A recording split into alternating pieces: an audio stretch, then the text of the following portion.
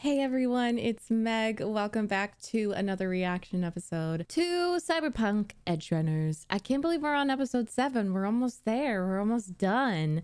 This has been such a crazy journey, and I'm just really grateful that I've had so many people to talk about this show with. Last episode was really, really sad. It was about Maine primarily, and his kind of descent into cyber psycho. But reading some of your guys' comments, I'm like, is cyber psycho really even a thing? You know, is it like those are real people there? Anyways, it was a lot to think about. It was very emotional for me and not much catharsis, if that makes sense. So I'm really excited to watch the next episode and see. I mean, I say this, but I'm excited and I'm nervous to see how the rest of the group is handling it. Primarily David and Lucy, because there's not many of them left. But yeah, thank you so much for still being here, and let's go ahead and watch. Nano ants in your pants, Julio. Nano ants. Heard you're David's fan. Yeet, yeet. But what do you mean stuck with us? Oh, it's a new guy. You actually have fans now. Probably because you got all swole. Time jump. Yeah, got a Lexington. Doesn't cut it. His voice is lower. Wait, watch my knees! Weak knees! Just remember to stay behind me. And minute out now. So much more mature. He just has his eyes closed, just like, oh my gosh. So you're one of David's fans. I wonder how much time it's been, because holy moly, he did seem more mature. He seemed older, and obviously his voice was lower. I don't know, I thought it would break him. Like, I thought especially Maine's death would break him, and he's like the leader, it seems. And you know what's funny is that the Lexington is one of the first guns that you can pick up in the beginning of the game. I know, because I've started the game recently. But he's still David, you know? He has like a sweet tone to his voice. He is patient. He seems more still, like self-assured. I don't know. He could also be like super emotionally detached. God, David looks like he has a bullet hole through his head. Got a small army on our hands. Heaps of iron and turrets. Kiwi! She's okay. Front door assault looks like to me. I like his accent. Better start talking now, scumbag, for I drill you a fresh eye hole. You better stop before I do the same. Tagging complete. Short circuit coming. Done. Not a millisecond to spare, Mr. That many are short-circuited? And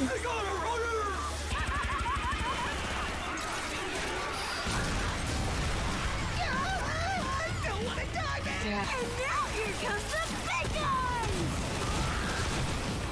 A goddamn turret? Oh my god. They're all emotionally detached. Unless you scared. Nope.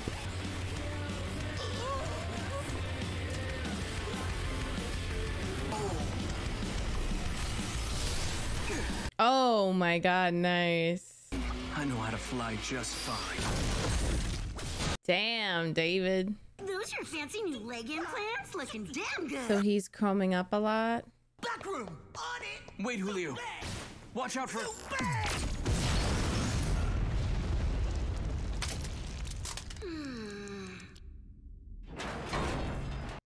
Oh my god. Julio. You're safe now. Oh. Wakako there? Wakako. You safely secured the target. Oh, sorry about Julio. No, do not apologize. The boy, fool, insisted on the work with you. Shit. Gathered yourself quite the fan club. Damn, he's really risen to fame, notoriety. Have to admit, when I got the call, I took you for a pushy punk wannabe. Truth is, you were. Expect you'll fly higher than Maine ever did. Right. Where's Lucy? Doubted you had it in you. take the reins? Okay. Couldn't, not without the city's primus runner. Both know you don't mean me. Where is she? Exactly. Where's Lucy? More on what happened to Maine and Dorio's at play, I think. Yeah, I agree. She, like, ever talk to you about her past or anything? He still really likes her. Doesn't matter. If you care about each other, yeah, it matters.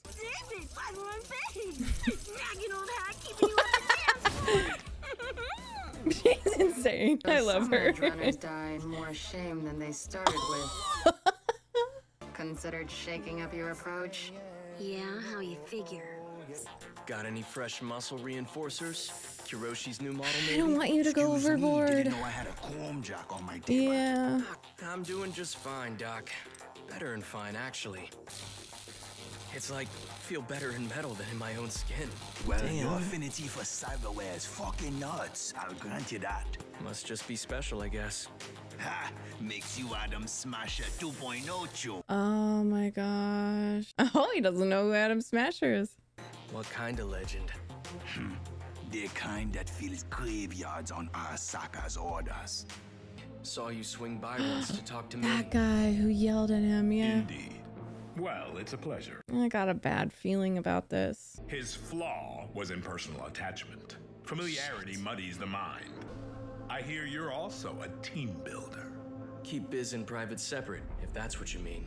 I need convincing that you can work at Maine's level, deliver as he did.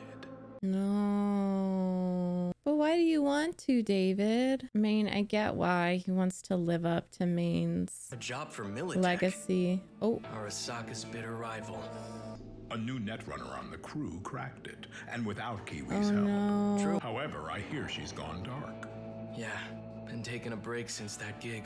But why? Such a waste of talent, potential. They don't even look like real human bodies anymore. A shower moment again. Oh, is that the apartment that we upgraded to? Oh, yeah. She's just hanging out with him. Oh. Victory lap at Minjun's? Mm-hmm. Not his mom's ashes. I just need a little more time. Of course, no problem. Should get you a new chair at least. Wait. That ice bath can't be comfy. Yeah, why is she diving so Thanks, much? but- What's she doing diving? Can't get a view like this in the city. Maybe I'll Aww. catch one. You're lucky you're cute. Sure wish the moon was out. He sounded like a kid again. The moon outshines him. She loves the moon. Looks like a prison from here. A cage of light. We want to know more about you, Lucy. I'd like to know more about you. Arasaka. Oh, shit. Arasaka? Yep. I was I knew born it. in another country, raised in an Arasaka facility. There were 13 of us. Kids who passed a proficiency test were tagged to become netrunners. Kids who wouldn't be missed anywhere else. Oh my god. Day in, day out, they forced us to dive.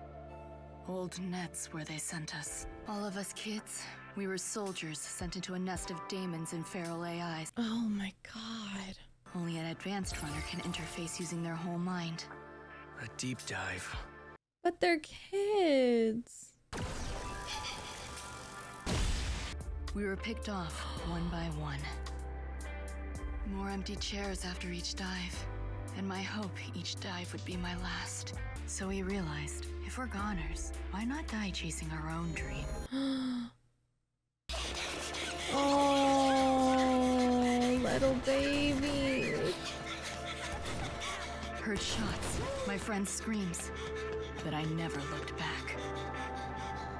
But there's no place like Night City if you want to hide.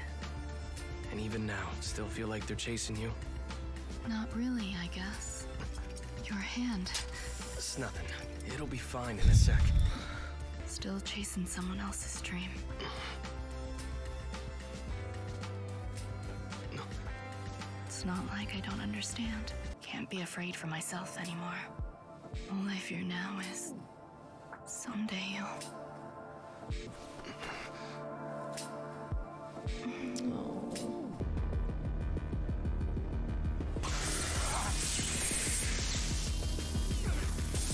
Oh my gosh. The glitches between the real world and then the net. Oh, shoot. Oh my God. What's gonna happen? What's gonna happen? What's gonna happen? Oh my God, y'all. This show is so good. I feel like that. Oh, I almost feel like they could have ended it at episode 6. Don't get me wrong. I'm really glad that they didn't, obviously, but that's how good episode 6 was. And I feel like so much happened. And just that line of Lucy saying, I get it, you're still chasing someone else's dream, because it used to be glorious. It used to be his mom's dream for him to go to Arasaka Academy and have, you know, a chance at life in Corpo and like be able to sustain himself and maybe have a family. And now he's chasing Main's dream, and that handshake is so freaking scary, because that's what was happening to Main when he was getting super crumbed up and kind of, you know, teetering into losing his mind. And like, it's really, really scary. And I'm so glad that we learned more about Lucy, because I've been asking for that. I've been asking to know more about her and like why she is the way she is, how she is the way that she is. And that is such a devastating, traumatic background. Like, she doesn't even know her parents, it seems. Like, she was an unwanted kid. And let's just get this straight, that taking unwanted kids and using them for child labor, human trafficking, slave labor, etc., that exists in our world. Okay, that's not just dystopian cyberpunk 2020 or 2077. That's a real thing, and it's so scary, especially within like poor, marginalized groups of kids. And she was born in a different country. She doesn't even know where she was born. So like, her first bond was with the kids that were doing those deep dives with her. And from the looks of it, she was the only one that got out. And that's so, so, so upsetting. And I feel like both her and David are like, they know that they're special. They know that they're just kind of built different. And that's a blessing and a curse. And when David says, you know, I know that maybe I'm just special, he kind of has this smirk. And with her, it was a curse for her. Like, as she said, I hoped this last dive, or the next dive, would be my last. And that could be interpreted as her wanting to be done with the whole thing. But I kind of interpreted it as she was suicidal and she wanted to die. If you were a kid, or even not even a kid, if you were forced to do that and like go inside the deep net and just materialize there, like, I would straight up want to die as well.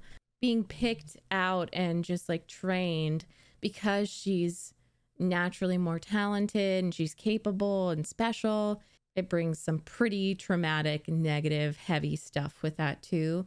And I think that's why they understand each other. And I feel like David probably knew it was a story like that. The rest of the Edge Runners probably knew that it was going to be a sad story, so they didn't ask.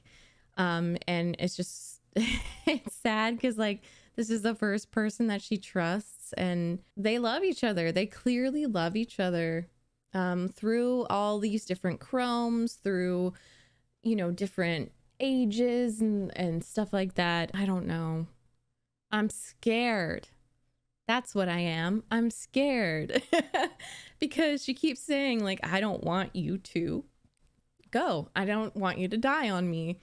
And the way it's looking is that David wants to fly. He wants to go out with a bang. I think he really does kind of want to be like Main. He likes the chrome. He says he feels more comfortable in chrome. And I'm not saying that's a bad thing. It just sucks that they have to work for these like huge corporations who are like fighting against each other. And goodness, even when Faraday was like, or Faraday was like, Main's problem was his attachment and his team, and you seem like a real team guy. Is that gonna Is that gonna stick around?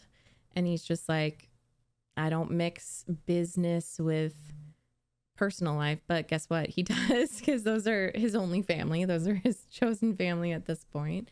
I loved the music in this one. I loved the atmospheric kind of no lyrics song. I feel like with Cyberpunk, the game, they had so many different genres, and it's showing in the show as well. I don't know if it's the first time, but it's definitely, it feels like the first time to me that they got out of the city and were looking at the city from afar, which also reminds me of the game, because it's always interesting to look at it. I chose the Nomad origin story, so there was a lot of like looking at Night City from afar. And it is a, what does she call it? Like a light cage, a cage of light. As someone who has lived in New York City, I can definitely relate to just all the complex feelings for Night City, because yeah, you can hide. There's so much to it. There's so much to like a metropolis. Oh my gosh. But they just do it so well. And I love, there's no show like this. There's no genre like Cyberpunk, because we're already here, we're already living it, and it's just exaggerated. I really liked that episode though. I liked kind of the slower pace, learning more about her and seeing David take the reins, as Kiwi said. I'm glad Kiwi's back as well. He's still David, which is nice. I think if he went the Corpo Arasaka route like his mom wanted, he wouldn't be David. So it's nice to see him closer to his true self. And I trust the showrunners and the writers and the creators to hold my heart gently. And although it might be really sad, I do trust them. And I think it's going to be an emotional, cathartic experience. So I cannot wait to watch the last 3 episodes, right? Yeah, 3 episodes. Thank you so much for sticking with me. Thank you to my patrons for watching along with me. If you would like to join the Patreon, that is a wonderful way to go above and beyond to support me.